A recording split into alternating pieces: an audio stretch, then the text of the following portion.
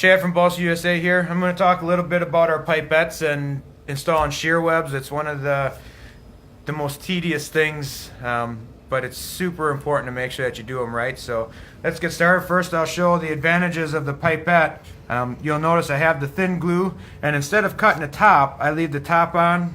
It's all sealed up, and I just unscrew it. If you cut the top and you tip it and you get the little spurt of glue out, that's what the pipette eliminates. So you just use it like a turkey baster, squeeze it, stick it in, and it fills up. Pull it out. I just have, it's like a 9/16 hole drilled into a chunk of wood to hold it standing up so that it doesn't leak over.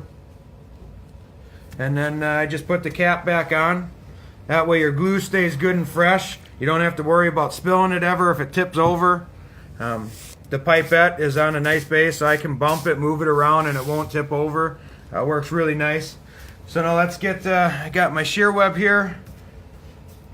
I do every other one, so that way when I'm gluing it doesn't stick as I move to the next one. So I'll do this one here. I'll set it up in position, and then take my pencil, and I'll mark the edge right there. And then I use a machinist square, and the advantage of the machinist square is you can stand it up. It's got a steel base so that it stands up nice.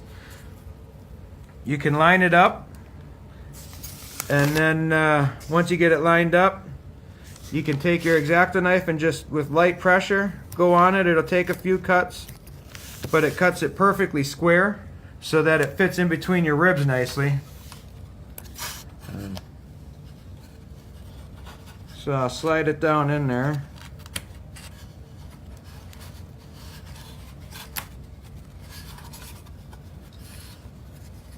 This one needs a little bit of sanding. So I'll take my sanding block and just sand just a little bit. It goes quick. Now you'll notice it slides in there a lot nicer. You want to make sure that you have a good tight fit, because it is important that you get the shear web tight up against the ribs, because that's where the bulk of the strength is coming from with the shear web.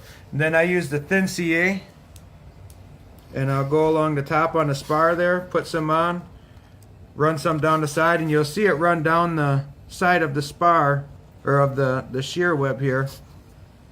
And I'll do just the top and the side. I'll go through, and then I just flip the wing over, and I'll glue the other sides if it needs it.